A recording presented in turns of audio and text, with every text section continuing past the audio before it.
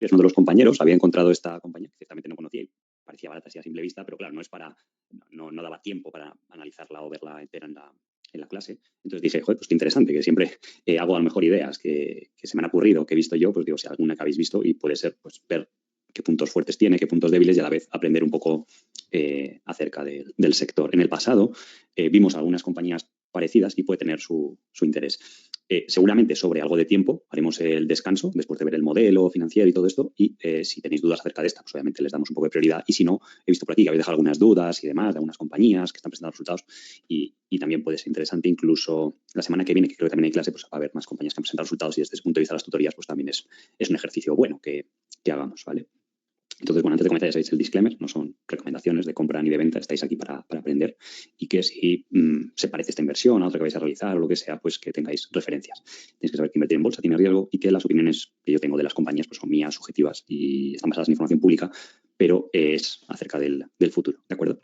Entonces, en este sector, o bueno, no solo en este sector, en muchas otras compañías, el tener un holding o una compañía que aglutina a negocios que se podrían considerar medios o regulares o con ciertas debilidades, pues hace que meterlas dentro de un holding pues tenga su valor. Es como vosotros en vuestra cartera. Si dijerais, oye, voy a hacer una cartera de una sola acción, pues tiene muchos riesgos, porque todos sabéis, si lleváis ya un tiempo en el mercado, no te puedes casar con ninguna acción casi de por vida. A lo mejor Berkshire Hathaway, pero es un holding a su vez, pero un negocio puramente es mucho riesgo, porque puede ocurrir cualquier cosa, puede perder la ventaja competitiva, puede pasarle 1000 cosas y que pierdas el 90 al 80% de tu dinero. Sin embargo, si juntáis una cartera ya de 8 buenos negocios, aunque uno te falle, si los demás cumplen una serie de características, pues como lo que vemos en el curso, que estén bien dirigidos, que vayan bien, pues tiende a comportarse bastante bien esa cartera. Entonces, tiene sentido que al juntar unos activos bajo un mismo paraguas tenga menos riesgo que de forma individualizada. Entonces, cuando vi esta compañía, se me vino a la mente ese concepto y puede ser interesante recordarlo.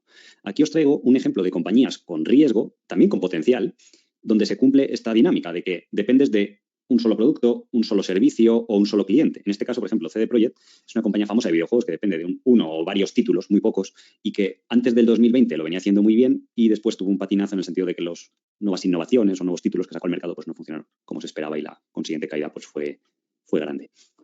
Sin embargo, una empresa holding de videojuegos puede que sigue teniendo riesgo, como todas las acciones obviamente, pero se diluye un poquito más. Un caso en el que yo participé alguna vez y que invertí fue en Spin Master. Esto es una empresa de juguetes de Canadá, ¿vale?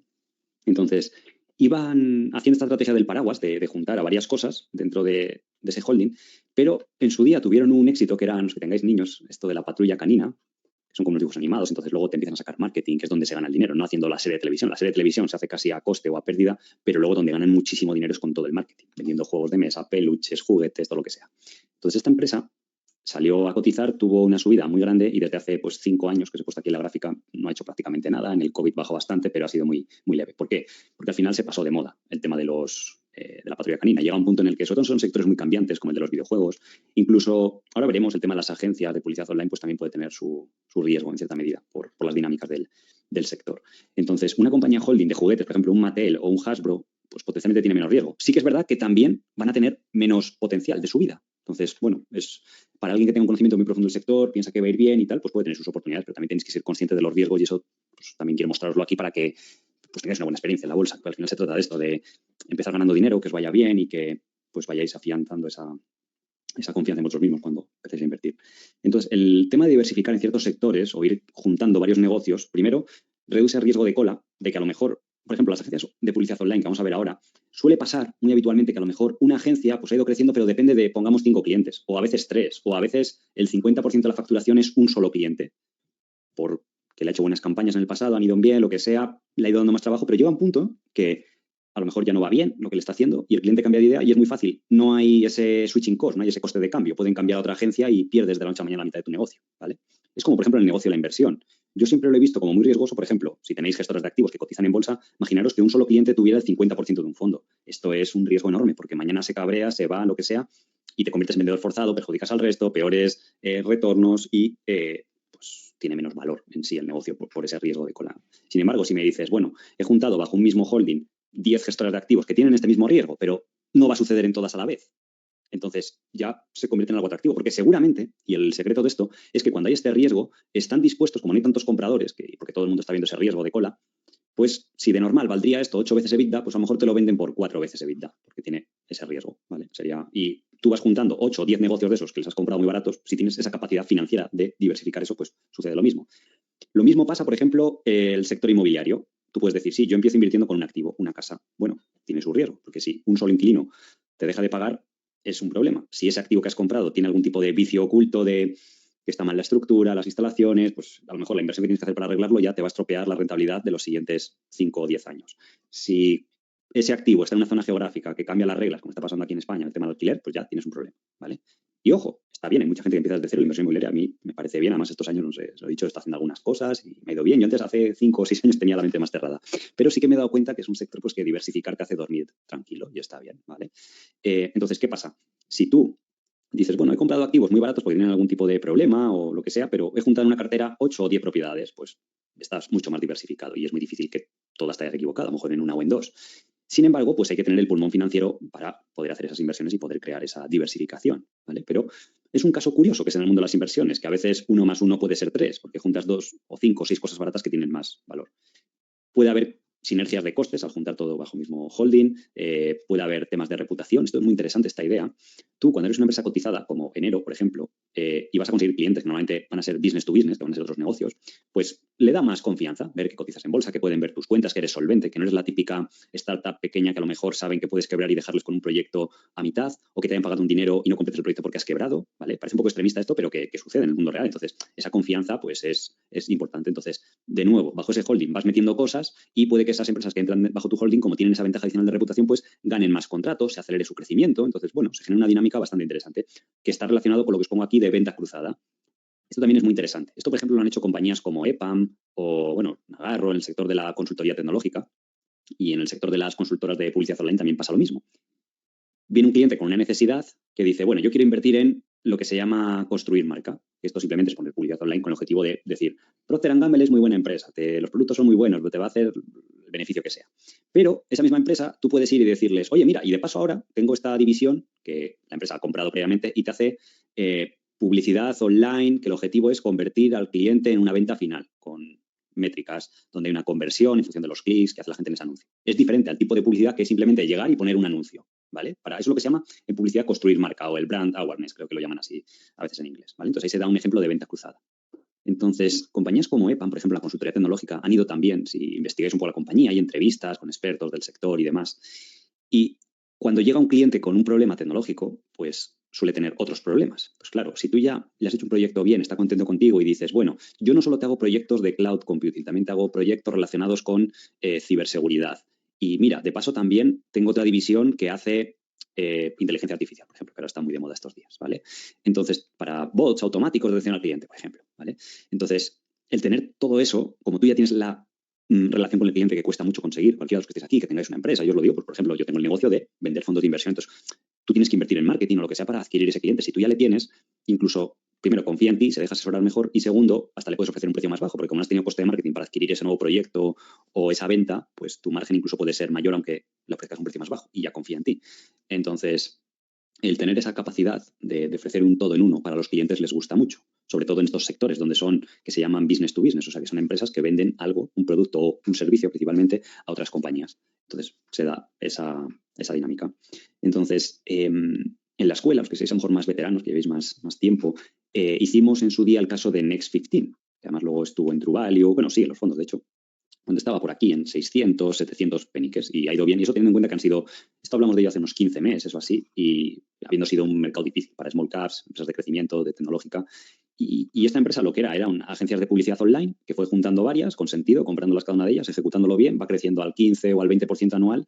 Y en su momento, cuando estaba a 700, estaba bastante barata. Eran a lo mejor 10 veces beneficios, creo recordar, o 9. Ahora tampoco es que haya subido mucho. El beneficio ajustado estará a 13. Normalmente suelen cotizar a múltiplos más altos, pero es un ejemplo de esto mismo. Otra empresa del sector, esto es más tradicional, es Ipsos, que esto es una agencia de publicidad, pero está migrando al tema online, que es lo que se lleva ahora. Por eso hubo unos años que estuvo barata. Puntualmente estuvimos alguna vez invertidos en True Value. Me acuerdo cuando bajó a 25 o 30 euros. Luego enseguida la verdad que vendimos muy rápido, o sea, a lo mejor a 36, 38 en cuanto rebotó algo.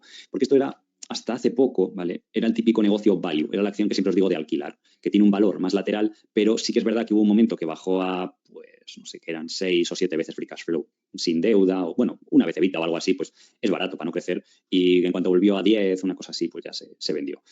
¿Qué pasa? Que han hecho bien la migración, que era lo que le preocupaba al mercado, entonces están expandiendo márgenes, han vuelto a crecer un poquito y eso ha hecho que el beneficio se haya doblado estos años. Entonces, por eso ha pasado de cotizar del rango de 30 euros al rango de 60. Pero en su día lo que hicieron es lo mismo. Bajo un holding iban comprando pequeñas agencias de publicidad, cada una estaba especializada en un nicho, porque en el mundo de las agencias es igual que la consultoría tecnológica. No es lo mismo hacer consultoría o desarrollo tecnológico de cloud, que de inteligencia artificial, que de ciberseguridad, que de mil historias que pueda haber. Pues en la publicidad online hay empresas que están especializadas en el sector de, pongamos, videojuegos, otras que se han especializado en marcas de consumo, lo que sea. Entonces tienen ese riesgo porque dependen de un solo sector. Imagínate que tú tenías en el COVID una agencia de publicidad online especializada en sector de viajes, pues igual hasta quebró, ¿vale? Pues estas empresas grandes como Ipsos o, por ejemplo, GFK, que creo que fue Opada, pues iban, o con el paso de los años, pues fueron comprando esto y consiguieron construir negocios relativamente grandes y con una cierta ventaja competitiva. Ya tienen una marca, se convierten en las empresas por defecto. Ipsos ya no tanto, pero eran buenas pues haciendo estudios de mercado para marcas, encuestas de consumidores, que se siguen haciendo hoy en día, pero ya han tenido que moverse obviamente a online porque ya la publicidad online es casi más que la publicidad anterior. También he traído aquí algunas cuantas empresas de las que ya os he hablado mucho, conoceréis, pero se da lo mismo, el mismo caso de negocios que individualmente eran un poco débiles, pero que integrados pues tienen más valor. Boy Group es un caso similar. O sea, imaginaos un pequeño taller de un emprendedor que tiene de chapa y pintura. Son negocios que no van a ningún lado, que no crecen, tal. Lo compra Boyd y pasa ese taller de facturar 1 millón, con tiene todas las relaciones con las aseguradoras y tal, a facturar 3 millones. Se lo venden a 6 veces EBITDA, el vendedor está contento, piensa que ha hecho un buen negocio, pero como ellos sacan tanta sinergia, resulta que lo ha comprado a 2 o 3 veces EBITDA. Entonces hacen un negocio increíble. Reduce costes, se produce venta cruzada para aumentar la facturación. Y si tú les vieras, si a ti te dicen un negocio individual de chapa y pintura, dirías, esto no vale nada, o sea, no tiene... Pero bajo un paraguas y con la marca, todo lo que tiene Boyd, pues se convierte en algo, pues solo tenéis que ver el gráfico, cómo ha ido. GDI, lo mismo. Un negocio de un señor que ha contratado a 10 paisanos que limpian un edificio, pues lo ves y es un negocio sencillo. Y tiene pocas barreras de entrada y pues no tiene mucho. O sea, es limpiar o cortar el césped o cuidar el jardín.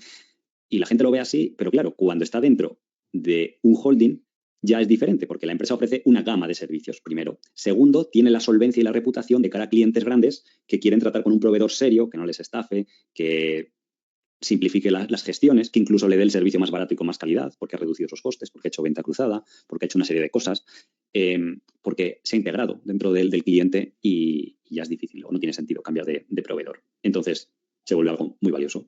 Constellation Software, lo mismo con los negocios de software vertical. Colliers pasaba lo mismo. Si os acordáis cuando estuvimos viendo, las agencias, en vez de en este caso de publicidad, son agencias inmobiliarias, básicamente el negocio de Colliers. Y tú puedes decir, una pequeña agencia de local, regional, que sí, que haga operaciones interesantes, pero bueno, pueden competir otras empresas locales contra ellos. Sin embargo, cuando creas una marca más grande, con más escala, en este sentido sí que tiene valor, un cierto atractivo a la escala, pues se genera algo valioso. Humanis o, no sé, EPAM, no sé, pues tantos ejemplos, Nagarro, pues cuando van comprando, aunque crecen mucho orgánicamente, pero también el ir comprando esas compañías que les vayan añadiendo capacidades adicionales, pues tiene mucho valor y si investigáis el caso de éxito de, sobre todo EPAM, que lleva más años, pues es lo que ha logrado, ¿vale? Entonces, después de todo este rollo que os he contado y llegamos a enero, ¿vale? Cuando lo vi, pues dije, oye, es interesante porque esto nació, ahora veremos, porque ha tenido diferentes fases, nació como una amalgama de agencias o servicios de publicidad online. Los últimos años viene teniendo un crecimiento bastante alto, del 15 al 20, principalmente online, como he dicho, la estrategia roll-up o de ir comprando negocios, ¿vale?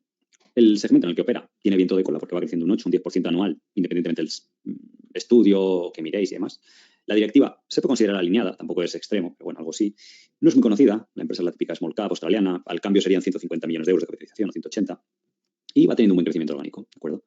Entonces, la empresa opera en el mercado de servicios de marketing y demás, donde pues, bueno, hay diferentes segmentos, y está abriéndose un nuevo segmento de la transformación digital que está tan de moda, pues en temas de analíticas y ahora vemos de publicidad programática y todo esto, ¿de acuerdo?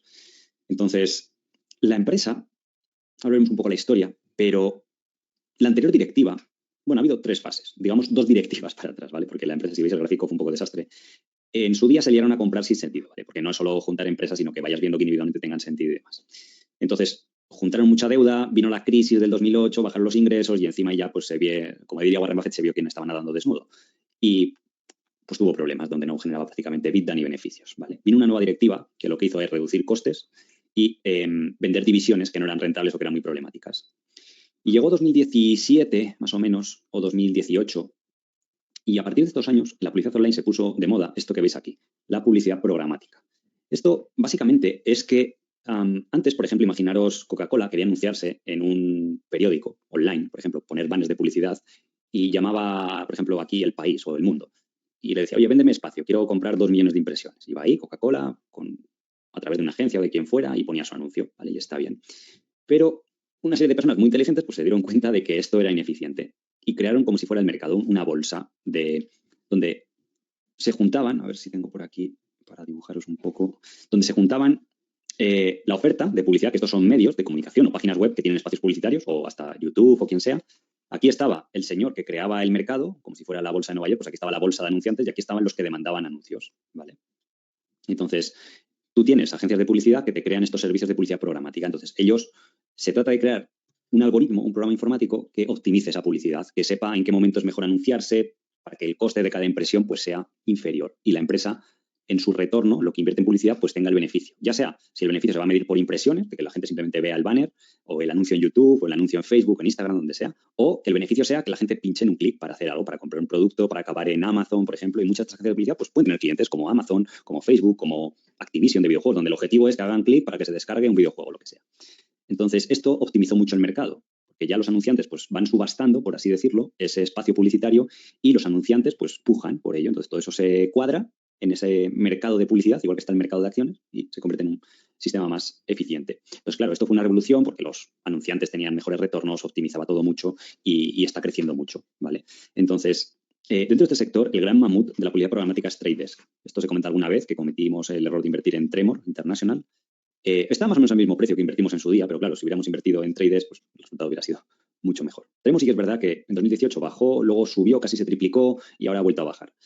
Y este es un sector que cuando me puse a mirar enero, porque claro, cuando estuvimos viendo en la clase, pues dije, no me dio tiempo a verlo en detalle, pero la mayor parte del dinero que gana es con este segmento, porque la anterior directiva compró una compañía, compró creo el 51% de una compañía que se llamaba OB Media, que la compró en 2007 y que 2010, 2011 ya estaban invirtiendo en todo esto de la publicidad programática y claro, de repente la empresa se dio cuenta de que tenía algo muy valioso dentro. Esta era una de las muchas que se le dieron a comprar, pero esta resulta que era una de esas muchas, pero de repente lo que hacía pues se puso muy de moda y el mercado lo demandaba mucho. Entonces, los últimos años, desde 2018, este segmento le ayudó a una barbaridad. De hecho, si analizáis los resultados de la compañía, veréis que la publicidad programática tiene unos márgenes EBITDA, creo que de más del 50%. O sea, es una barbaridad.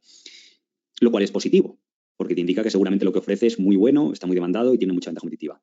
Problema, que os digo por experiencia de este sector, que puede cambiar muy rápido, porque simplemente aparece otra empresa nueva que te desarrolla una aplicación mejor que optimiza todo ese proceso de emplazamientos de anuncios y demás, y pues de repente todos los anunciantes van a esa, y así, ¿vale? Trade Desk, pues ha ido muy bien porque tiene la mejor tecnología y de momento no han podido competir contra ella. Tremor, pues no sé si OB Media, esto es complicado, esto quizás llevaría bastantes horas para que os interese en el fondo la empresa, pues evaluarlo un poco y a lo mejor incluso desde fuera es difícil. Y es un poco lo que resulta difícil de esta clase de compañías, tener la confianza. Por eso el mercado, a lo mejor ahora hablaremos de los múltiplos, no lo valora a un múltiplo muy alto, porque con razón es difícil saber si es sostenible o no, ¿vale? De esa forma, pues, porque es importante cuando vais a hacer una inversión, porque claro, a lo mejor mañana la empresa empieza a bajar un 40, un 50, como Tremor en su día que me pasó a mí, y tienes dudas de lo mantengo, lo vendo, compro más. Porque claro, si tú tienes confianza de que la empresa es buena y ha bajado hasta un punto que la valoración es buena, pues a lo mejor te interesa comprar más. Pero claro, todo nace del conocimiento, como os digo siempre, de saber si el activo que tiene, pues lo va a hacer bien. Punto bueno que tenéis siempre vosotros, ya sabéis, como inversores privados, que normalmente si gestionáis menos capital, estas acciones que están a este precio, porque son ilíquidas, por lo que sea, pues tenéis más agilidad de comprar, de vender en el momento que aparecen problemas. Y normalmente, si sois conscientes de dónde viene el beneficio de la empresa y qué es lo que importa en la tesis de inversión, te puedes dar cuenta muy pronto. O sea, no te vas a librar de la caída inicial, pero sí que te puedes dar cuenta bastante pronto y actuar. Eso reduce mucho el riesgo, que era una de las cosas que os comentaba, pues siempre al principio de los cursos lo explico y demás, pues aquí aparece un caso donde eso es especialmente válido. Esa ventaja tenéis, sobre todo si sabéis actuar. Sobre todo cuando hay emergencias o hay que apagar esos fuegos puntuales. Lo habitual es que digas, oye, si la compañía sigue creciendo al 15 o al 20, la gente cada vez va tomando más confianza, se van expandiendo los múltiplos, pues puede dar lugar a cosas muy interesantes, ¿vale? Tampoco os estoy recomendando aquí que sabéis a comprar en enero. Simplemente me parece un caso muy interesante para que, por lo menos, conozcáis un sector, que pues encontréis compañías nuevas desde un punto de vista diferente y con un conocimiento más profundo, por así decirlo. No solo ir y ver las métricas y ver que está barato, porque luego me pasó a mí. Cualquiera de vosotros vais a TKR y tenéis esa misma habilidad. O sea, no es que yo tenga aquí algo diferente ni nada. Vais y miráis enero por encima y decís, joder, qué interesante. Pero es que cualquier persona que tenga un mínimo de ver acciones va creciendo, los márgenes buenos, tal, sin deuda, cotizando a 5 veces EBITDA y a lo mejor 7 o 6 veces free cash flow y dices, pues sí, pero luego tenéis que ir, o sea, en la inversión es bueno equilibrar un poco, es decir, la euforia inicial está bien, ser optimista la bolsa, pero con una pequeña dosis de luego cautela, decir, bueno, vamos a investigar todo esto a fondo, que quizás es demasiado bueno para ser verdad y demás. Y luego ya a partir de ahí depurar un poco y alcanzar un equilibrio. Pero básicamente esa es un poco la historia de la compañía. Entonces, Ahora esta gente cierra el año fiscal, lo cerraron el 31 de junio y justo después, el día 1, cerraron adquisiciones de compañías complementarias para estos servicios de publicidad. No es muy grande, pero son adquisiciones que están bien, que son casi pues, 36 millones en total, que es gastarse más o menos el free cash flow de un año. Y veis que pues, incluso compañías que no son muy grandes, que capitalizan 36 millones, son privadas, que las han comprado, pero fijaos que tienen clientes bastante grandes. ¿Cuál es la desventaja? Pues que pueden cambiar muy rápido. Entonces, por eso, pues normalmente vamos a ver ahora que lo han comprado, por lo menos las últimas adquisiciones que ha hecho los últimos equipos directivos, pues ha estado bastante bien. Entonces, si veis, ya entrando un poco más a conocer la compañía, lo que siempre os digo, pues tenéis que ver los segmentos, cómo se genera el dinero. La empresa, lógicamente, separa en dos segmentos los ingresos que tiene. Tiene por un lado los de Brand Transformation, que esto es lo que os decía antes, invertir en dar a conocer marcas. Esto simplemente es que tú tienes de cliente, pues eso, Coca-Cola, y Coca-Cola en su presupuesto anual pues dice, mi objetivo es que me conozca más gente. Y ya está, tampoco hay un objetivo específico, simplemente es construir marca, que se llama. Pues empiezan a soltar dinero a agencias de publicidad y van haciendo anuncios en televisión, online, lo que esté especializado cada una de ellas. Y vemos que la empresa factura bastante de esto. Pero luego está lo de tecnología creativa y data. Aquí es donde va metido esto de la publicidad programática o publicidad basada en datos medibles y tangibles, ¿vale? ¿Esto qué significa? Que tú, un cliente, te encarga una campaña con el objetivo de que, yo qué sé, 100.000 personas tienen que hacer clic en un enlace para ir a mi web y ver el producto. O tengo que lograr X ventas. Por ejemplo, yo he visto que tienen Amazon, ¿quién son clientes? Amazon Web Service, ¿vale? Pues a lo mejor buscan vender a clientes de compañías o conseguir simplemente entrevistas, de decir, oye, pues hay que hacer publicidad para no sé quién y el objetivo es este. Esto tiene su punto bueno y su punto malo. El punto bueno es que es muy fácil de medir, con lo cual, si tú al cliente le das buenos resultados en un papel, no te va a rebatir nada, te va a renovar el contrato y va a estar contento y ya está. Problema, que cuando va mal, es muy fácil que el cliente te diga, mira, está yendo mal, y tú no puedes rebatir nada porque está sobre el papel. Sin embargo, en el segmento del Brand Transformation, pues no, porque nadie sabe el impacto que está teniendo eso.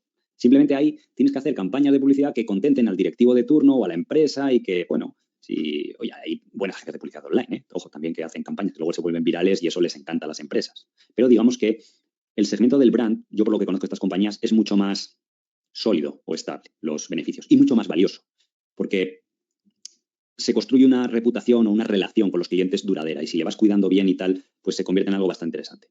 Y la empresa afortunadamente nos da el EBITDA por segmento.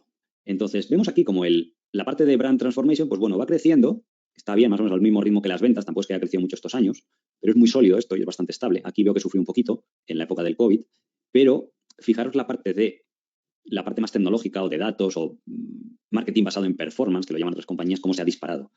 Del 2018 al 20 ya creció, pero fijaros luego con la pandemia, porque el fiscal year 21 abarcaba todo lo que era la pandemia, porque era del 30 de junio del 2022 al 30 de junio del 2021. Entonces vemos cómo se disparó ese segmento, a lo mejor de hacer 10 millones de EBITDA a casi 20, o sea, se dobló.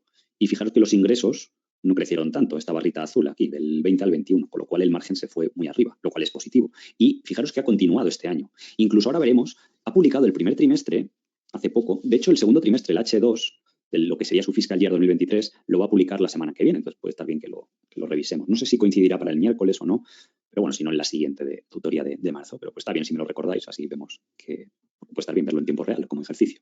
Entonces vemos cómo ha continuado la tendencia. Entonces en el Q1, también estuve viendo, ahora veremos los resultados, ha seguido creciendo bastante bien al 30%, porque es un entorno donde la publicidad online se ha resentido. Solo tenéis que ver los resultados de Google, de Facebook y tal. Y la empresa parece que no le ha ido mal, con lo cual solidifica la idea de que puede tener algo especial o que la tecnología pues, realmente les está funcionando en un entorno que ha sido muy complicado a nivel de publicidad. Y la parte de transformación o de brand transformation, pues bueno, ha seguido yendo bien en general. Pero el gran auge de resultados de la compañía se debe claramente a ese segmento. De hecho, aquí tenéis el margen operativo en la parte del Creative Technology es altísimo, es del 56% de EBITDA. En la parte del Brand Transformation es lo habitual de estas empresas, que tengan un 20, un 15, y bueno, está bien. Y esto es valioso, ojo. Aquí no lo he hecho, ahora veremos el modelo de Excel, pero podéis hacer también una valoración por suma de las partes y decir, bueno, el segmento Creative Technology va muy bien, pero el mercado por ese escepticismo y porque puede cambiar rápido, pues lo valoras a 6 veces EBITDA y el otro lo valoras a 10. Y bueno, a lo mejor un punto medio sería 8, también es una buena aproximación, es decir, valoro toda la compañía a 8, ¿vale? Por regiones, pues bueno, están bien diversificados. Tienen Estados Unidos, tiene Europa, Australia obviamente es una compañía australiana. Los clientes, fijaos que no llevan mucho tiempo con la compañía. Aquí ellos lo ponen como una ventaja, pero tan solo el 66% llevan 4 años o más. Aquí otra parte interesante, no sé si cuando publiquen resultados del H2 les afectará, pero fijaos que gran parte de los clientes que tienen son clientes de empresas tecnológicas. Y ya habéis visto los despidos de empleados. Y normalmente, pues cuando a lo mejor las cosas están difíciles, sí que se recortan un poco los gastos, los presupuestos de publicidad, con lo cual enero puede que lo sienta. Digital Media, pues también. Es que veis que estos dos segmentos representan casi el 55 o 60%. Los otros no. Los otros además incluso se han beneficiado de la reapertura de la economía en Australia y demás, que ahí van un poco más retrasadillos. Pero es curioso, porque lo que os digo, el primer trimestre todavía estaba bien. Lo que pasa es que el primer trimestre abarcaba hasta septiembre. Cuando ha empezado el pánico en el sector tecnológico, o yo por lo que veo, lo que hablan los CEOs de las compañías, cuando veo los resultados, a partir de septiembre se han recortado bastante los presupuestos, la gente ha dejado de contratar, de invertir, porque claro, como se estaba tanto en los medios de va a haber recesión, va a haber recesión. Pues claro, un CEO que está dirigiendo pues son personas como nosotros, como vosotros o como yo que estamos aquí sentados y pues tiene sus miedos y dice, ostras, no me voy a poner a gastar mucho dinero ahora, no sé qué haya recesión y luego en la recesión a lo mejor ese dinero hubiera sido valioso para recomprar acciones, para adquirir otra compañía o simplemente para conseguir productos o servicios a mejor precio. Entonces, pues eso les afecta a estas empresas. Entonces, si por ejemplo publica el H2 y sigue yendo bien, pues os da una idea de que quizás lo que hace la empresa cada vez está mejor y mejor después de haber pasado todo ese proceso de reestructuración desde el año 2012 al 16 o algo así que duró, ¿vale? Entonces, esta es la cuenta de resultados de la empresa. Y claro, a simple vista, pues uno dice, pues sí está barata, porque decíais, oye, hace 62 millones de EBITDA, que este año que acabará el 30 de junio, yo pienso que esto subirá a 80, podría ser, o 75 millones de EBITDA. Y teniendo un enterprise value de 230, que tiene ahora mismo más o menos, o 250, pues sería como 4 veces EBITDA y 7 veces free cash flow, o 6. El tema está en que tiene intereses minoritarios, que dijimos que era importante. ¿Por qué? Principalmente aquel que fue el error del anterior equipo directivo, no comprar el 100% de la compañía, de OB Media, pues resulta que se ha vuelto muy valioso, porque es entre esa y algunas otras divisiones, pues ellos solo poseen el 51%, y esa división o empresas similares de esa división de publicidad programática pues se han ido por las nubes los resultados y tienen que pagar. Y veréis que todos los años pues tiene unos pagos de intereses a minoritarios, de dividendos, desde los resultados en el estado de cash flows, pues grande. Entonces esto hay que restarlo porque no es dinero que le pertenezca a la compañía. Aún así, el beneficio real en free cash flow es más alto de lo que sale aquí. De este último año que hicieron 25, fijaros que tienen depreciaciones y amortizaciones por valor de 7 millones, pero luego el CAPEX real del negocio es 1 millón, más o menos. Entonces, el beneficio real del año anterior fue 31 millones. Este año, si crece un 20% de la empresa, pues será 38, que comparado con 275 que capitaliza, pues estaríamos hablando de un múltiplo de 8 veces, free cash flow, 7 incluso si le quitamos algo de caja que tiene, porque ha hecho una adquisición que le sumará crecimiento adicional, pues más o menos por ahí estaría, ¿vale? La compañía tiene caja neta de 52 millones, pero lo que os digo, después de estos resultados, porque esto es el fiscal ya el 22, se ha gastado esos 36 millones en comprar otra compañía. Sí que es verdad que durante este año generará estos beneficios, con lo cual igual de caja neta se queda en 52 de cara a modelarlo. Si ponéis caja neta de 15 o así, pues bueno, tampoco es un error grave, pero sí que generará este año casi el mismo beneficio de lo que se gastan en esas adquisiciones que le aportarán crecimiento. Los últimos resultados, como os decía, que esto es de hasta septiembre, de junio a septiembre, vemos que ha crecido bastante por esa adquisición, ¿de acuerdo? El EBITDA también ha crecido bastante. El año pasado hizo 60 y pico millones de EBITDA, fijaos que ya va haciendo 19, entonces si lo analizamos da casi 75 millones de EBITDA desde los 66 anteriores. Entonces, bueno, pues nos puede valer luego cuando veamos el modelo. Y ha seguido manteniendo márgenes, le ha bajado un poquito, pero bueno, no es el fin del mundo. También es verdad que ha habido inflación en el sector y demás. Pero yo creo que si hay problemas, estaría bien, es muy importante analizar los resultados del H2. Y vemos aquí que desde crecimiento del 35%, orgánico está realmente bien, porque ha sido un 19%, ¿vale? Incluso podemos deducir cuánto, porque la empresa no lo daba, y a veces me preguntáis, oye, ¿cómo podemos hacer esto? Fijaos que si la empresa ha crecido de 45 a 61 y orgánico te dice que es un 20, eso es que ha crecido 9 millones orgánico. Con lo cual, 61 menos 54, que es el crecimiento orgánico, y 61 es el total, significa que los negocios, porque eso ya sí que están incorporados en estos resultados, facturaban 7 millones al trimestre. Si lo analizamos, no es perfecto a lo mejor, pero significa que están facturando 28 millones, ¿vale? Esto, si le aplicamos los márgenes estándar de la compañía de 30% de EBITDA, o 25 incluso, para ser más conservador, o 20, pues como mínimo yo creo que este negocio con márgenes EBITDA del 20 estarán haciendo 6 millones. Y la empresa ha pagado por este compendio de estos negocios que hemos visto antes, creo que salía por aquí, ha pagado 26 más 6, unos 36, ¿vale? Pues bueno, hace 6 millones, pues ha pagado 6 veces EBITDA.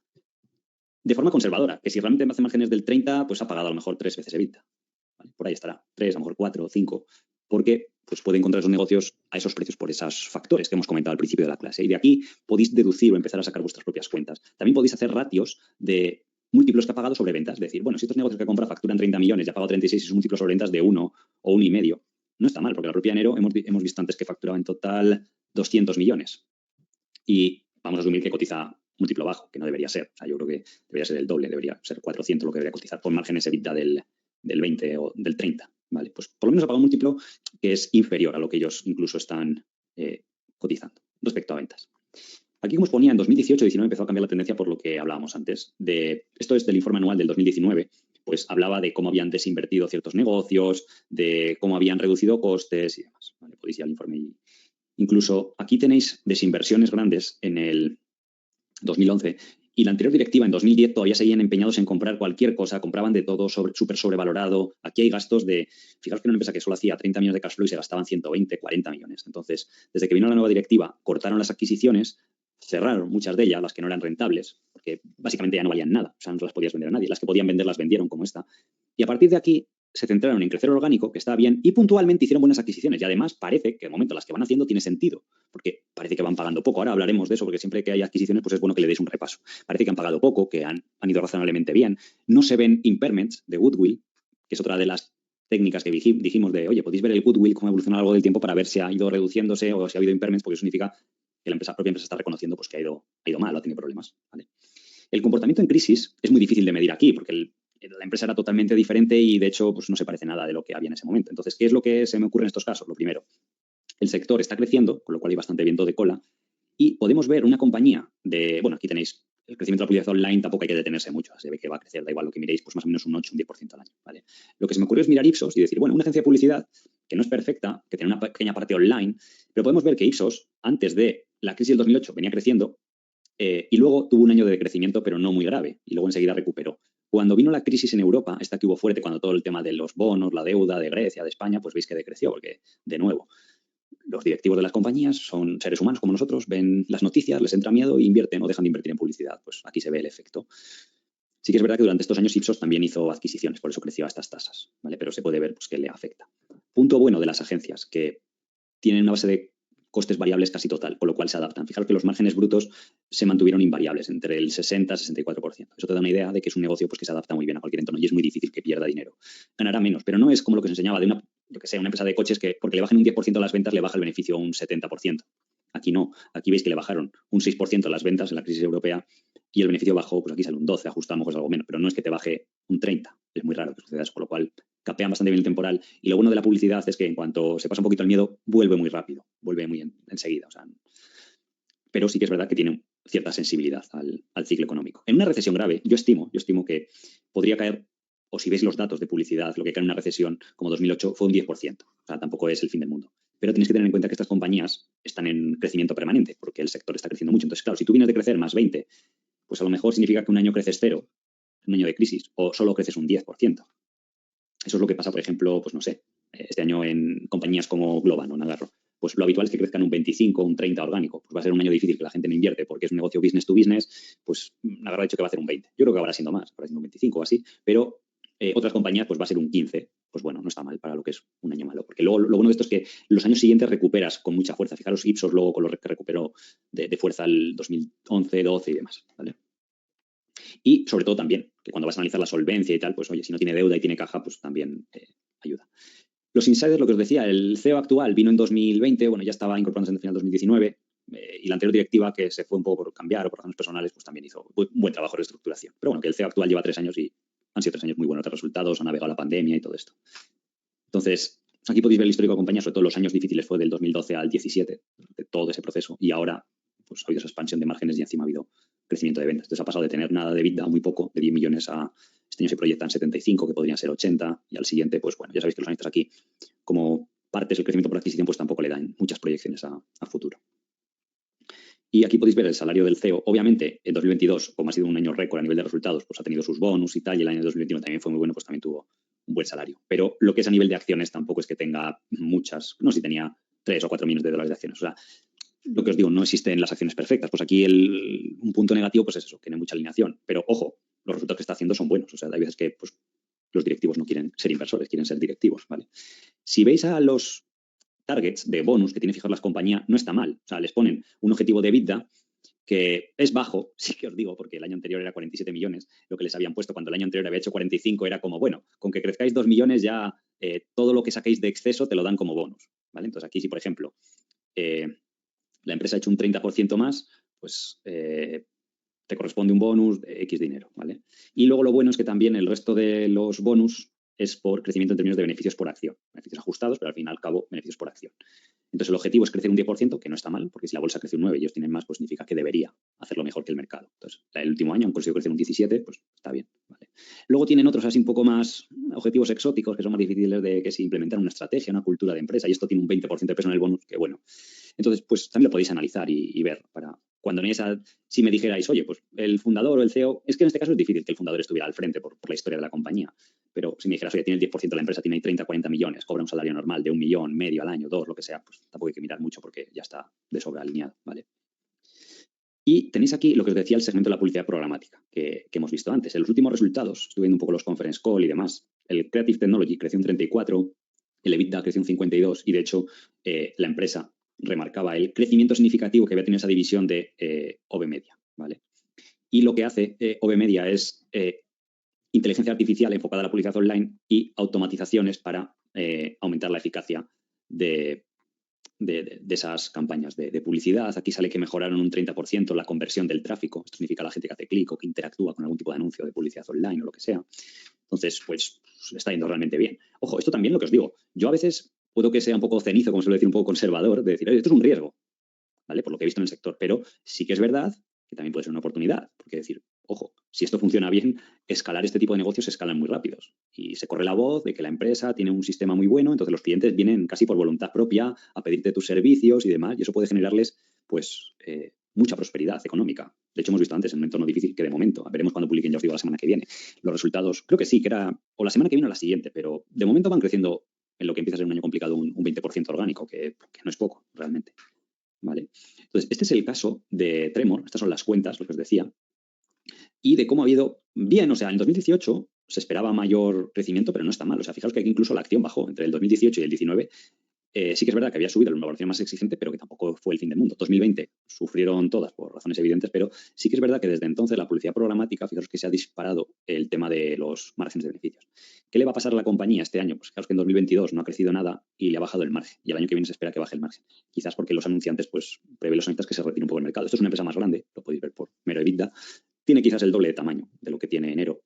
Y se puede ver, pues, que va a ser complicado. Lo que pasa es que es lo que os digo, o sea, en los primeros 9 meses, que es la información que tenemos de enero, ellos han ido bien y Tremor no. Con lo cual os da una idea para comparar y ver qué decir. Porque es muy buen ejercicio y os da bastante información acerca de quién es la empresa más fuerte o la más débil dentro del sector, ¿vale? Pero que se está sucediendo eso, pues es real. Creo que alguien, no sé si en anteriores tutorías de este sector estaba, ahora lo podemos ver en TKR, me hablasteis de una compañía, se me venía a la mente la de Puffmatic, no sé si sale un día en YouTube, que también creo que se acaba el tema de la publicidad programática. Entonces nos puede valer para lo que os digo siempre, ir viendo sus resultados, podéis adelantaros las compañías que tengáis en cartera, viendo lo que están diciendo los principales players del sector, podéis comparar los resultados de una con otra para ir viendo quién es la más fuerte o la más débil del sector. Ya os digo que TradeDesk en este sector es como la referencia, por cualquiera que investiguéis y demás. Es como, pues no sé quién os pondría. Es como comparar el buscador de Google con el Bing, de Microsoft, que está bien, o el buscador de Yahoo, pues, está bien, pero se entiende, ¿no? La diferencia, pues esto es igual. Lo que pasa es que dices, bueno, si me das a elegir entre el Bing, el Yahoo y el no sé cuál, pues a lo mejor el Bing es mejor que los otros. Pues aquí sucede algo similar. Pero ojo, hay veces que también los pequeños pueden superar a los grandes, ¿de acuerdo? Y aquí tenéis por el contrario TradeDesk, ¿vale? Entonces, en un año donde veis que Tremor no ha crecido, incluso decreció algo, en el 22, que ya era difícil para la publicidad online, TradeDesk creció en 32. Este año va a ser menos, es un poco año de transición. Los analistas aquí proyectan que luego se vuelve a acelerar el crecimiento porque es una empresa más seguida, es crecimiento orgánico y tal. Y también los márgenes le han bajado algo. Entonces, bueno, enero también le está bajando algo. Un punto porcentual no es una debacle tremenda, no es como a Tremor, que le van a bajar este año 7 puntos. Vemos que los márgenes del segmento puramente de publicidad programática, que hemos visto que tiene ese 56% de EBITDA, es muy similar al de TradeDesk. De hecho, si le quitamos los leases, casi, porque ya sabéis que esto es una compañía americana y las otras son de fuera, con lo cual ese EBITDA, a veces ese margen está un poco inflado por el tema de los leases del alquiler de oficinas.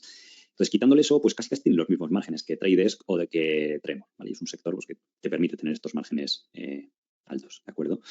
Y TradeDesk también es interesante, sobre todo cuando bajó, ahora ya se ha recuperado algo. El único punto malo, porque yo siempre las suelo tener en el radar, es que estos beneficios ajustados, normalizados, incluyen muchísimas stock options, quizás la mitad o algo así, o un 30 o un 40%, ¿vale? Pero bueno, se ve que de momento el sector va bien, porque fijaros lo curioso de esto, en 2023, viendo los resultados, lo que se proyecta de Amazon, Facebook y tal, el crecimiento de la publicidad online va a ser muy débil, porque las bases comparables del 21, sobre todo el 22, son muy altas. Entonces, que aún así esta compañía que depende de la publicidad online vaya a crecer un 22 este año, que es muy complicado, ya os dice bastante de lo que se demanda en esta clase de servicios, ¿vale?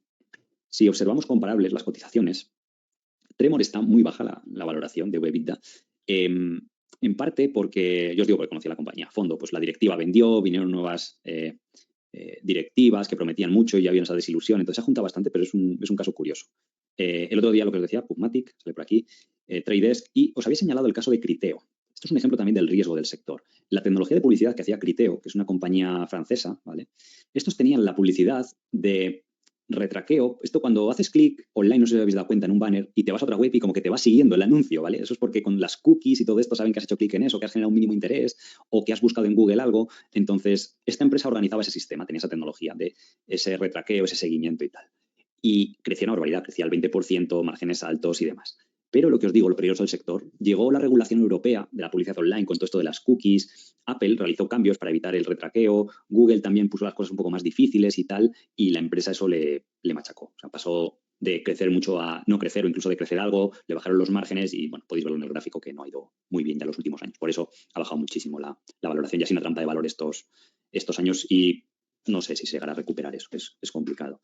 En el caso de Tremor ha sido más por que quizás no es, o la gente se ha dado cuenta, viendo sobre todo este año que ha sido gran igualador o un poco la criba, pues viendo cómo ha ido Trade Desk, cómo va Tremor, pues la gente dice, oye, la fuerte es la otra. Y ya sabéis que sobre todo en negocios online o de digitales o de tecnología, pues suele haber esto del winner takes all, donde una compañía se suele quedar pues la mayoría del pastel en el momento que desarrolla la mejor tecnología. ¿Vale? Puffmatic, si os soy sincero, no la he visto en detalle. ¿Vale? Ventajas competitivas, aquí hemos lo que hemos hablado antes, pues hombre, obviamente la propiedad intelectual en una parte del negocio y la reputación en otro es valioso. La diversificación a nivel de clientes, de tecnologías, de servicios, pues está bien. El equipo gestor, aunque no está alineado, pues, pero ciertamente hay que reconocer que ha hecho un buen trabajo estos últimos años. Y la plataforma para crecer e integrar compañías, pues también tiene su valor ya tener ese holding, esas relaciones con los clientes. Las adquisiciones que ha hecho, bueno, os he puesto aquí el tema de OBMedia y todo esto, que ya os he contado un poco la historia. Por ejemplo, en 2021 compraron esta compañía por 6 millones de dólares australianos. Y fijaros en la letra pequeña abajo, sale que si hubieran integrado toda la empresa, pues hubiera contribuido en 10 millones, entonces, de ingresos. Entonces significa que lo compraron a 0,6 veces ventas. Y aunque estos 10 millones solo tuvieran margen del 20%, son 2 millones de EBITDA. Y han pagado 6, parece 3 veces EBITDA, es bastante bueno, realmente. Desglosándolo un poco, ¿vale? Porque hay empresas que te dan más detalles, otras que te dan menos. Hay veces que yo lo entiendo, que están comprando las empresas tan baratas que tampoco les interesa dar mucha información al respecto. Estas dos, no sé qué es lo que os he puesto aquí, estas no son las mismas de antes, estas son las que hicieron en 2022, del 30 de junio, del 21 al 22, y compraron, tenéis aquí varias pequeñas, esta es de 9 millones de dólares, tiene unos earnouts pues a futuro, bueno, no, perdón, estas son las que os he mostrado antes, del 1 de julio, vale, que me estaba liando mal, estos son 26 millones, que fue la grande, y luego otras dos pequeñas, vale. Pero bueno, esto es lo que hemos comentado antes, ¿de acuerdo? Y luego, de cara a la valoración, tenéis aquí el estado de cash flows, que es lo que os decía antes, ¿vale? Tenemos que el pago del ISE se está bajando de cara a modelar la empresa, ahora veremos, porque con el tema del teletrabajo, la pandemia y tal, pues son empresas que han estado creciendo bastante bien y no les han aumentado el pago de alquileres, lo cual hace que se expandan los márgenes de free cash flow. Tenéis aquí señalado el pago de esos intereses a los minoritarios, se puede ver como realmente es un dinero que sale de la compañía y que el accionista pues no se beneficia de ello. Paga un buen dividendo de 9 millones, a veces de 12, y el CAPEX obviamente es muy bajo, es pues, 1 millón al año o poco más. Y bueno, no tiene mucha más dificultad de cara a modelar, ahora veremos. Podemos hacer un escenario normal de crecimientos del 13 al 15, que es un poco lo que ha comentado la compañía, otros que crezcan un poco más, con el mismo margen que están haciendo ahora. Incluso en el normal yo lo bajaría un poco, porque hemos visto que aunque está haciendo el 32, pues otras compañías les ha bajado un poco, pues un 28. Y un conservador, pues decir, oye, que crezca solo un 7, que es menos de lo que va a crecer el sector, que le bajen los márgenes, EBITDA, aquí no he puesto, pero es margen EBITDA. En este escenario acumula caja. En estos otros dos, pues seguramente tiene que gastar la caja o endeudarse un poco para hacer adquisiciones. EBITDA de 8, en línea con lo que hemos dicho antes. Un price free cash flow de 13, que es bajo, pues por los miedos habituales del sector, en otro un poquito más. Y esto puede variar mucho el múltiplo de valoración, porque si, yo qué sé, pasan 3 años, la gente empieza a ver de, oye, ha pasado el periodo antes del COVID, ha pasado el COVID y el post-COVID, que fue un entorno difícil para la publicidad y ha ido bien y tal, la gente empieza a tomar confianza y la empresa sigue creciendo, pues puede haber upside adicional por la expansión de múltiplo. Y no estaría más desfavorable, oye, pues solo 6 veces EBITDA, que es lo que está, por ejemplo, Criteo, que está en una situación bastante compleja y aún así está 6 veces EBITDA, o 10 veces free cash flow, una cosa así, ¿vale? Pues es que está el tema de, por ejemplo, Tremor, que sí que es verdad que está más barato que eso, está 4,5, 5, ¿vale? Pero también ha sido el caso pues, de una compañía que amplió capital cuando la empresa estaba baja, los insiders, pues en el momento que vieron que la empresa iba mal, vendieron todas las acciones que tenían. O sea, digamos que la gente se ha hartado un poco de todo ese tipo de cosas y la gente pues no tenía la misma paciencia, ¿vale? Tenéis aquí el modelo. Veréis en donde pone ventas, estos son net revenues, ingresos netos. Muchas compañías de publicidad, lo que pasa es que primero ellos, en nombre del cliente, o sea, digamos que el cliente le da el dinero y eso te lo facturan como ventas. Imaginemos que un cliente te da 100 millones por una campaña publicitaria, pues y a lo mejor la comisión por tus servicios son el 20% de lo que gasta el cliente. Suele ser así los contratos, ¿vale? No sé, ahora mismo depende del servicio y demás, pero suele ser un porcentaje de lo que gasta el cliente. Si gasta 1 millón, pues tú le facturas 200.000. Lo que pasa es que tú has gastado ese dinero. Entonces el cliente te lo ingresa a ti, tú lo contabilizas como ingreso. Entonces veréis que muchas de estas compañías contabilizan net revenues, ¿vale? Porque los ingresos totales serían mucho más altos. Entonces el margen EBITDA sobre el ingreso total sería muy bajito, pero lo lógico es medirlo sobre los ingresos netos, que no deja de ser la comisión que tú has cobrado y de eso ya pues descuentas tus costes, ¿vale? Veis aquí que diluye un poco por stock opciones a empleados, como todas las compañías tecnológicas, algunas empresas que han comprado y les han pagado con opciones, pues suponemos en el escenario base que diluye algo. Se ha endeudado un poco, aunque tenga caja neta para hacer estas adquisiciones, pero bueno, pago de intereses testimonial. El margen EBITDA podemos poner del 31 o bajarlo algo al 27. Y aquí veréis que el dato de 240 millones está forzado, porque es más o menos lo que viene creciendo este año. Aunque el primer trimestre sea más, pues bueno, para el conservador asumimos esto. Y un EBITDA de 73, 75 millones. Parece razonable inclusive, lo puede ser más, pero bueno, está bien que lo modeléis más conservador. El tax rate en Australia, la mayoría de países suele estar entre el 20 y el 25. No tiene mucha dificultad. Y en los años anteriores, esto lo estuvo viendo Borja, no pagaba leases, porque ya recordad que cuando cambió la contabilidad fue en 2020, y al ser una compañía de fuera de Estados Unidos sí que aparece, pero lo contabilizaban como leases financieros, pero no deja de ser algo similar, igual puede estar bien ponerlo.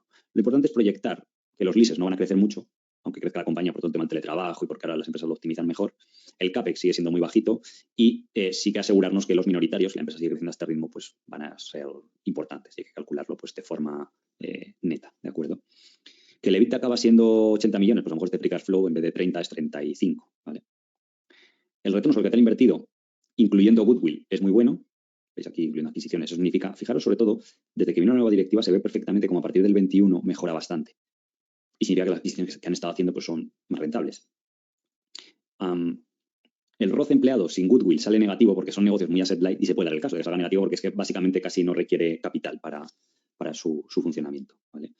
Y el ROE, debido a que tiene caja, no está mal, es un 20, pero si lo ajustásemos quitando la caja, que es lo que lo disminuye un poco, pues saldría más alto. Saldría, pues seguramente del doble, probablemente. Pero porque es lo típico, son negocios muy, muy buenos. Que hay pocos negocios de este estilo que te crezcan orgánico, como está creciendo estos años, un 20% con 1 millón de CAPEX. O sea, genera 70 de cash flow y solo tiene que reinvertir 1. Y esto además está muy protegido contra la inflación, porque si hay inflación y sube el coste de la publicidad, pues el cliente en vez de gastarse 1 millón, se gastará 2 millones. Y como cobras una comisión, y lo que os decía Buffett, no tienes que reinvertir en el negocio para hacerlo crecer. Veis que es 1 millón. Y eso que está creciendo mucho orgánico, que si no creciese sería hasta menos. Y por el tema del teletrabajo, que es otro coste al crecer, pues el tema de oficinas no se les va de madre, no tienen que invertir mucho. Simplemente es pagar impuestos, lo bueno es que tampoco paga intereses porque no tiene deuda. Y es curioso, el otro día estaba viendo, Buffett, si investigáis, algunas de sus primeras inversiones en los años 70, creo, invirtió en compañías de publicidad online. Bueno, no, perdón, online no, en agencias de publicidad. No me acuerdo el nombre, pero lo vi en su día y dije, qué interesante. Y compró a 6, 7 veces beneficios, ¿vale? Y era la típica agencia de publicidad, joder, me sale siempre online porque estoy ya con el chip del online, que crecía al 10%, al 15%, algún año, al 20%. Sí que se veía que a lo mejor te venía la crisis del 74, 75 y no crecía mucho, decrecía algo, pero Buffett compró como a 5 o 6 veces beneficios, luego se expandió el múltiplo a 15 o así, vendió y no sé si multiplicó por 5 o 10 veces, pero digamos que es un sector ahí que tiene un poco el sello de aprobado de Buffett. Y obviamente es diferente la época, los tiempos, pero sí que es un sector en el que ha invertido de agencias de publicidad, solo que ahora pues, lo que se lleva es online, por donde está la publicidad, pero que tiene esas buenas características y se ve aquí. O sea, hay pocos negocios que te generen esta barbaridad de cash flow con lo que viene por debajo. Es que no hay nada, básicamente. Y esta empresa, porque la anterior directiva cometió el error de no comprar negocios al 100%, sino comprar al 51%. Es que es básico, o sea, es decir, bueno, yo compré el 51, pero me reservo una opción de compra al mismo precio a 3 años, dependiendo cómo vaya, o por lo menos que tengan la opción de ejercitarla, pero eso es ya como de manual de primaria, pero por eso la compañía había ido tan mal y cometieron ese error pues, de dejar ahí los minoritarios. Y cotiza a 3, el dividend yield pues, varía, depende de cómo está el precio, al 4 o a 5. Aquí en este escenario base se va endeudando un poco porque tendrá que hacer seguramente algunas adquisiciones. También puede ser que no le haga falta, pero bueno, está bien. Y hemos dicho 13 veces, pero free cash flow, EBITDA de 8 y UEBIT, bueno, aquí no se usa mucho, ¿vale? Entonces, pues sale un CAGR interesante, más o menos entre el 20 o entre el 25 y el 30, ¿vale? Suponiendo que siga este ritmo creciendo tal y demás, ¿vale? Si obviamente ponéis aquí el 20%, pues os sale bastante más. Y algo más de intereses pondría yo aquí, quizás hasta que sube de 1 a 2 millones. Aquí podéis probar a 2 millones o 3 al final, poner 20% de crecimiento. Podéis dejar algo de dilución de acciones. Y aquí a lo mejor que la deuda sube un poquito más rápido. Aquí a 10 millones, 20, 40 y aquí 60. Tampoco, porque si genera de free cash flow estos años 30 millones, se gasta en dividendos 12, le quedan 25 millones. Con eso hemos visto que ha comprado negocios que a lo mejor potencialmente hacen 6 millones de EBITDA. Si crece orgánico un 10, pues más o menos da por ahí, que todos los años a lo mejor tiene que comprar alguna empresa más o crecer algo más orgánico, pero parece razonable. Aquí si te paga un múltiplo más alto de 16 veces, 10 veces EBITDA y 12, pues ya salen cifras muy altas. Y luego está el negativo, que diga, oye, crece muy poquito, un 7, con márgenes más bajos. Hemos dicho, voy a bajar el margen EBIT hasta que el EBITDA salga más bajo del 26 o del 25. Bueno, podéis forzarlo aquí, porque como lo vais viendo en la plantilla, cuánto va saliendo de EBITDA. Aquí no tendría que pagar intereses, porque se quedaría la deuda fácil. Si no va a comprar, o sea, tampoco tendría sentido a lo mejor hasta que recomprase acciones. Pues yo pondría aquí que no diluye en este escenario. Y obviamente aquí, si te da 12 millones de dividendo y tal, pues puede acumular caja a un ritmo de 10 millones. O, no sé, dar más dividendo. La cuestión es que con que lo pongáis aquí ya lo tiene en cuenta el modelo. Y diríamos, pues múltiplos muy bajos, porque el mercado seguramente que desconfía de que está mal, o que sea, 6 veces EBITDA, a lo mejor 8 veces EBITDA, ¿vale? Por EBITDA engaña un poco, cuando veis este resultado, que se me olvidó comentaroslo antes, por el tema de los minoritarios, ¿vale? Porque, claro, de este EBITDA, el minoritario va a ser 18 millones, es un 30% menos, con lo cual el CAGR que sale aquí debería ser un 30% menos. Entonces, en vez de 19, un 30% menos sería 11. Y fijaros que eso ya sí que va en línea con lo que sale por Pero Free Cash Flow. Es un pequeño laguna negra del modelo, podría ser, cuando aparece empresas que tienen tal nivel de minoritarios en relación al EBITDA que generan. Entonces, una persona que esté viendo aquí los resultados, pues le puede llamar la atención esto, decir, vaya, sale alto. Y eso es lo que os digo siempre. O sea, al final, un Excel no tiene que ser muy complicado. Es una herramienta que es lo que es, ¿vale? Para hacer escenarios, que tengáis una visión, que os dé ahí, que cuando apliquéis resultados lo ajustéis un poco. Pero todo que penséis y decir, pues sale este número raro, ¿por qué sale raro? Pues pensad un poco, ¿no? Porque el EBITDA, pues claro, el EBITDA es en bruto, no está descontado el minoritario, sí, pero al PER, al net income, al free cash flow, ya sí que está descontado ese minoritario para alcanzar el neto, ¿vale? Pero bueno, tendréis el modelo, lo podéis descargar, podéis, pues eso, cubar un poco, hacer los escenarios y demás. Y riesgos, pues os podéis imaginar, el segmento de AdTech, que se llama de tecnología de publicidad, que es lo de la publicidad programática, pues es volátil y es algo nuevo, digamos que no existía hace 10 años y la gente pues es muy desconfiada. Fijaros que incluso Tremor, que no ha ido mal, o sea, ven los resultados y que digas, está 4 veces EBITDA cotizando y 5 veces beneficios, 6 veces. Os da una idea del escepticismo que hay. Y ojo, también se genera euforia, porque la gente veía como traders, probablemente correctamente lo ven como el ganador de este nuevo sector y ahora ya no tanto, pero en 2021 pagaban múltiplos estratosféricos. Entonces, pues es un poco como esta la situación. Hay miedo a la publicidad online porque por todos los lados se ve que va a ser un año de menos inversión. La directiva no está muy alineada, es una small cap poco conocida. La liquidez es baja, ¿vale? Pero bueno, al inversor privado le afecta menos. Y la nueva estrategia, pues que lleva poco tiempo, 2019, ya 3 años, 4, si pasan otros 3 años ya serán 7, pues la gente empezará a tener más confianza, ¿vale? En la empresa. Y bueno, es un poco el caso de hoy. Ya os digo que tampoco quiero que nadie salga corriendo a comprar esto. Simplemente yo creo que ha quedado bastante educativo para que tengáis pues, un conocimiento más profundo de las empresas, de cómo funcionan, por qué el mercado valora de una forma, de otra, de cómo analizar resultados, de lo que es realmente entender una compañía. Lo que os decía siempre, entender, decir, sí, la empresa hace servicios de publicidad online, pues eso es muy generalista. Aquí ir segmento por segmento, viendo cuál es más rentable, cuál es menos, de dónde viene esa rentabilidad, cómo se ha generado, cuáles los riesgos, tiene costes variables, tiene costes fijos, porque eso os da una visión multidimensional para que os ayude a tomar mejores decisiones y que no solo podéis aplicar a esta empresa o a este sector, sino a otras muchas, ¿vale?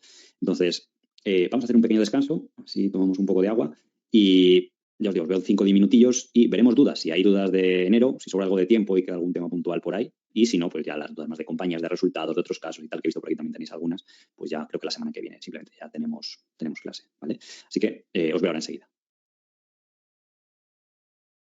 Bien, vamos a continuar. He visto por aquí que tenéis, bueno, hay algunas dudas interesantes de que, por ejemplo, Tino decía que ha habido pérdidas en algunas de las divisiones que ha vendido la compañía. Hombre, es habitual, ¿vale? Porque pensad que, o sea, se está quitando de encima todo el legacy que tenía, todo lo antiguo, entonces, pues a lo mejor es normal que sean algunas pérdidas, pero sí, o sea, también puede darse que, lo que os digo, son compañías que compran muy baratas, que compre un set de 5 compañías y una te salga mal al cabo de 2 años y la tengan que vender, incluso a lo mejor con algo de pérdida, pero a lo mejor las otras, con que hayan ido normal o medio normal, ya compensa, entonces también hay que verlo de esa forma.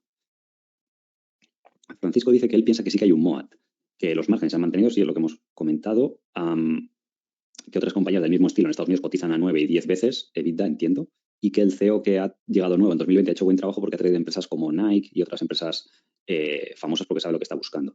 Sí, es lo que os digo, o sea, un MOAT tiene que haber, pero hay que ver si se mantiene, ¿eh? Ojo, que yo siempre lo que os digo, trato de ser equilibrado, o sea, porque, claro, una empresa que tiene márgenes EBITDA en algunos de los segmentos del 56%, hombre, algo tiene, porque si no, al día siguiente habría un montón de compañías haciendo algo similar. Alejandro dice que hay que tomar especial cuidado a la hora de ejecutar en este sector la estrategia de la compañía comparado con sectores más estables. Sí, no solo de la directiva, sino de evaluar pues todo, o sea, de hacer son empresas que requieren más monitorización que algo como lo que vimos, por ejemplo, en Domino's Pizza, ¿vale? Es muy diferente. Es que, no sé, salvo que algo raro, te echas a dormir un año, te levantas al año siguiente, ves los resultados, y te van a parecer normales, te pasas otro año y no requiere mucho, pero esto a lo mejor en 2 o 3 años, fijaros lo que os decía de Criteo, lo que cambió. Porque antes también había otra pregunta que me decís, oye, Criteo se debería analizar igual que Enero. Sí, pero tenía más riesgo porque dependía de un solo tipo de tecnología, un solo tipo de servicio y eso pues cambió drásticamente. Entonces veis aquí que no ha crecido en exceso. O sea, desde el 2018 o 17 que empezó a flaquear, no ha crecido nada. Ha pasado de, fijaros, de 300 millones de EBITDA mantenerlos, sin más. Que, ojo, no está mal, ¿eh? En un sector cíclico de, yo qué sé lo que os digo, del acero te equivocas y el EBITDA te baja un 70%, o el free cash flow te baja un 70%. Entonces, ahí sí que pierdes mucho dinero, que es al menos lo bueno. Pero, bueno, fijaros que en bolsa lo que os decía, pues no ha hecho nada. O sea, ha bajado o subió algo y, bueno, ahí sigue. Y eso, habiéndote equivocado. Y aquí, en 2017, el que compró, en 2017, pues sí que aquí está una valoración exigente. Cuando estaba a $50 o por ahí era más de 30 veces beneficios, 35, una cosa así. Entonces, claro, ahí ves el coste de oportunidad es gigante, de 6, 7 años, donde acumulas algo de pérdida y tal. Y esa ha sido un poco la historia de Criteo.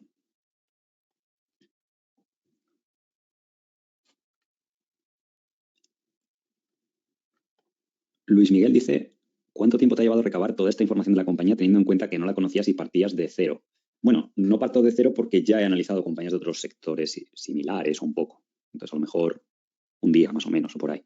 Pero parto con eso, aunque había visto algo de lo que os comentaba antes, ¿vale? Entonces, bueno, el tiempo que tampoco os preocupe. Es que es aprender. Al final es lo que os decía, es como la bola de nieve, el interés compuesto. Cuantas más compañías han analizado, la siguiente que te toca analizar tienes primero más soltura de ver dónde están los riesgos, cómo funciona. Es más probable que hayas visto alguna de algún sector similar o que se le parece algo la filosofía del sector. Es lo que os decía, una consultora tecnológica pues, no se parece tanto, pero algunas cosas sí, de cómo, pues, lo que os decía de los clientes, de la venta cruzada, de la cartera de servicios y demás. Con el anuncio de Microsoft de la inteligencia artificial, enero debería beneficiarse. No creo que sea muy relevante una cosa con la otra. ¿Vale? Sí que he visto por aquí, también hay bastantes dudas de cómo le puede afectar la inteligencia artificial a Google y demás. Pues a veces me gustaría tener respuesta para todo, pero si soy sincero no lo sé. Creo que la probabilidad sería menos del 50% que sea un riesgo terminal para la parte de Google del buscador, pero sí que hay. O sea, hace 2 semanas o un mes era cero, pues ahora han subido ciertamente con lo que ha salido. ¿Vale? Y bueno, es adaptarse. Y lo que os digo siempre, si no lo veis muy claro y demás, pues hay miles de sitios donde, y para eso es lo bueno de las empresas cotizadas, que podéis adaptaros y cambiar de opinión.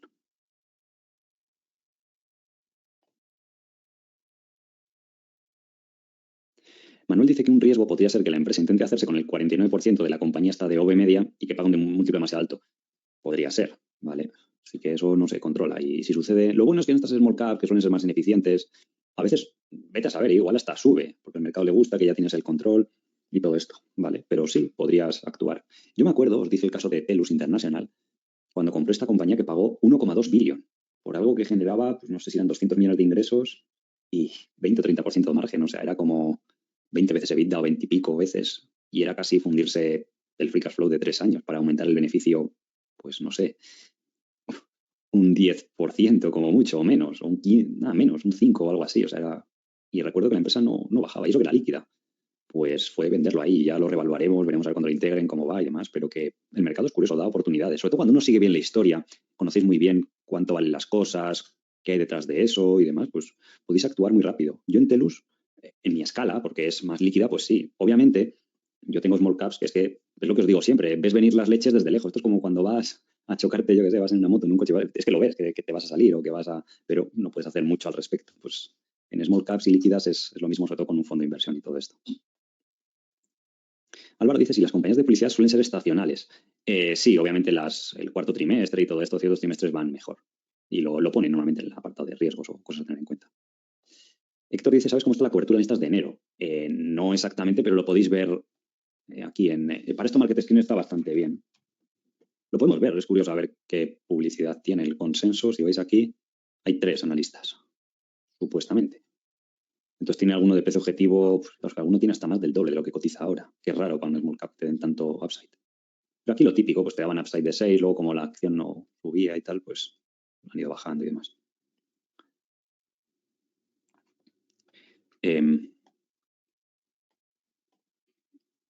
Fausto dice si estas compañías puede que sea una mala idea ahora por estar en la fase de desaceleración de este sector de publicidad online y los lanzamientos de inteligencia artificial en Google o Microsoft. Es lo que os digo, veo que hay mucho hype con todo el tema de esto de la inteligencia artificial y demás. O sea, una cosa es cómo llega el cliente al punto final, pero o sea, no depende tanto de lo que es a nivel de gasto en publicidad total online, ¿vale? Entonces, sí que es verdad que tienes que tener en cuenta que hay un ciclo económico o un ciclo de la publicidad, pero también tienes que evaluar y decir, oye, pues, ¿qué precio me ofrecen los activos? ¿Vale? Pero sí, eso lo tenéis que considerar. O sea, yo no quiero que lo veáis esto como que os estoy recomendando enero. Yo, de hecho, no he invertido en ella, ni con el fondo, ni a nivel personal, ni nada.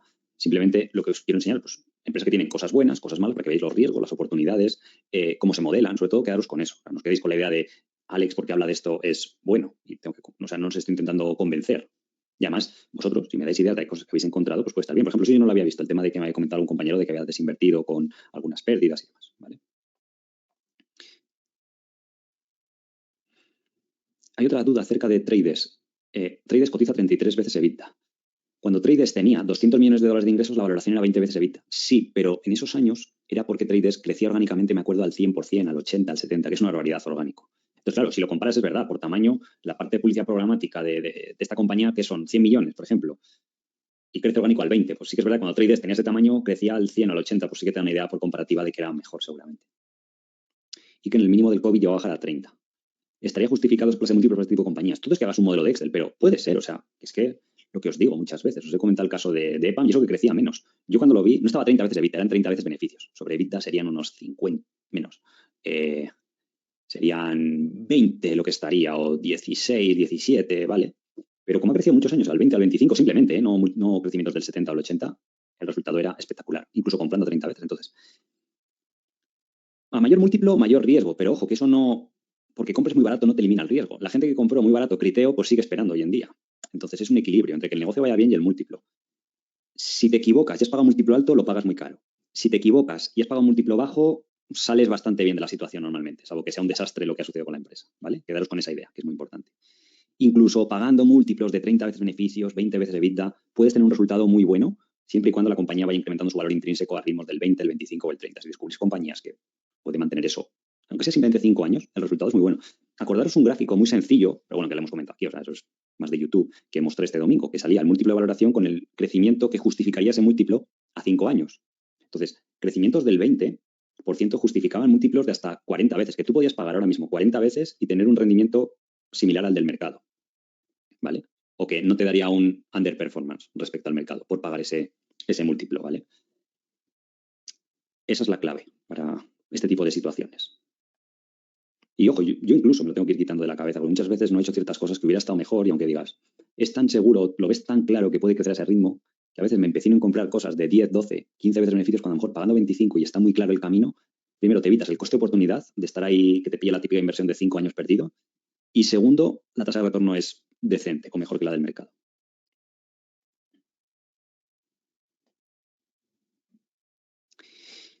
Jordi, bueno, luego hay aquí una serie de preguntas de otra compañía que dice, por ejemplo, Gonzalo dice que esta empresa le recuerda a Kelly Partners. Bueno, en el sentido de que tiene el mismo modelo de crecer. Kelly Partners creo que es más predecible porque es servicios de asesoramiento a empresa, de contabilidad, todo esto, entonces eso siempre va a existir y creo que es más predecible. ¿Vale? Es como, por ejemplo, de estas small caps australianas, sí que es verdad que el mercado está muy barato y de hecho han ido bastante bien las dos que hemos visto, Kelly Partners y Mother Group, que por cierto lo otro día publicaron los resultados que eran espectaculares. Y es lo que os digo, o sea, yo esa empresa, pues, si decir, oye, hubiera tenido el fondo pequeño con 5 o 10 millones o mi cartera personal, metes ahí el 10% de tu cartera cuando ves eso. Y porque es que son empresas, o Kelly Partners, incluso cuando hubo una época que bajó a 2 y algo, muchas de esas, ¿vale? Porque es que la liquidez te elimina muchas posibles oportunidades en cosas de ese estilo, pero es diferente, el otro es más predecible. Jordi dice la venta de dobles perspectivas futuro de la compañía. Justo esto a lo mejor no lo visteis, pero tampoco quiero duplicar el contenido. Es un poco más básico. Todo el mundo de YouTube me preguntaba por Dole, pues lo vimos, lo estuve hablando ahí el domingo.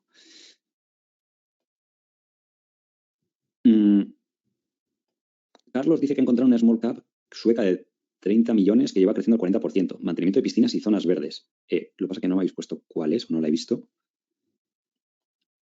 Amaro dice que Trades cotiza a 50 veces beneficios y es el rango histórico bajo. Sí, no lo había mirado últimamente, pero y supongo que si le ajustáis las stock options y demás, pues será peor todavía. Pero bueno, que PER 50 con crecimientos del 25 están justificados, ¿eh? O sea, es lo que os digo. Y es lo que hablaba el domingo en este directo, que es un tema de los múltiplos que me parece interesante. O sea, es una idea muy básica. Vamos, supongo que estéis aquí ya lo conocéis, pero al final, cualquiera que hagáis un modelo en Excel y veáis crecimientos del 25 a 5 años, te sale buen rendimiento. Aunque tú compres a PER 50 ahora y luego el múltiplo se comprima a 25 o 30, te sale un retorno decente. No espectacular, porque el múltiplo ya es muy alto de partida. Y donde ya sí que haces una muy buena es si consigues encontrar esas inversiones a PER 15 o PER 20 y te crecen al 25 varios años, eso ya es increíble. Una small cap polaca que se llama Santech. Sí, la verdad que veo que últimamente Polonia os gusta bastante y sí que es una región que está creciendo, joder, cómo se ha ido, ¿no? Ha ido de 3 a 6. Que está creciendo bastante, el país está bien, tiene el problema de inflación, de la moneda y tal, a ver si se unen al euro y con eso controla un poquito más la inflación. Esto parece un software para telecos, entiendo. Bueno, esto aquí está un poco en polaco y tal, pero sí es pequeña, al cambio son como 25 millones de capitalización. Y la verdad que viene creciendo bastante, salvo algún año. O sea, esto es muy pequeño. O sea, esto al cambio es como que facturaba en 2016 2 millones y medio. ¿Vale? Entonces sí, está creciendo mucho, pero yo negocios por debajo de 30 millones son frágiles. O sea, está bien, pero cuando lo enfocáis dentro de una cartera, es bueno que toméis precauciones, porque puede pasar muchas cosas increíbles. O sea, un negocio cuando está en una fase tan pequeña, sí que es verdad que si creces de ritmo durante muchos años, un mercado grande, son cosas de buggers, ¿no? Pero sí que es importante también que conozcáis los riesgos, ¿vale? De estas. Eh, Manuel dice los resultados de Evolution Gaming. Sí, la tenemos además en True Compounds, eran muy buenos. O sea, tiene el único riesgo regulatorio que está ahí, pero sí está creciendo bien. Está a 20, 25 veces y sigue creciendo al 20%.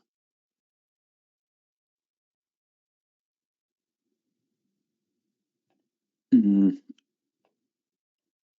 Daniel dice, ¿qué opino de las caídas de Google y Mastech? Bueno, Mastech Digital no la hemos visto tampoco en detalle. Sí que era la típica agencia de publicidad y todo esto. Bueno, no sé si hace 2 años con los alumnos. Pero, y el caso de Google ya es de sobra conocido, es lo que os he comentado. Al final la gente invertía menos en publicidad, se está ralentizando un poco el sector, tuvieron sobrecostes y demás. Y bueno, ahora está un poco el ruido de la inteligencia artificial, pero creo que es menor. De todas formas, la semana que viene podemos dedicarle entero la clase a ver resultados, sobre todo ahora que estamos precisamente en época de resultados, ¿de acuerdo? Entonces, bueno, creo que con eso vamos a acabar la clase por hoy, sobre todo por dejarlo un poco centrado en torno al caso de hoy, que le deis un vistazo y demás. Yo os invito, si os gusta el sector, pues podéis usar esta de Puffmatic, la podéis comparar, comparáis las métricas, cómo ha ido, veis los últimos resultados, cómo han ido los de enero, los de Tremor, Trade y todas estas, y así tenéis pues una visión más generalizada. Pero creo que está interesante. Y luego, si tenéis dudas, pues lo vemos la semana que viene. Y nada más, espero que os haya gustado, porque está bastante interesante. Además, se viene una época curiosa del mercado. Ahora publicaremos muchos resultados, muchas small caps que hemos estado viendo en las clases anuales, entonces está muy bien para enfocar cómo van dando el guidance, qué cambia o qué ajustes habría que hacer en un modelo cuando estáis modelando las compañías en función de lo que dicen y todo esto. Entonces creo que esta tutoría, sobre todo luego ya la de marzo, que estará todo ya publicado, pues puede resultar interesante, ¿de acuerdo? Así que nada más, espero que hayáis pasado bien, que disfrutado, que hayáis aprendido algo y nos vemos la próxima semana. Un saludo y un abrazo para todos. Hasta luego.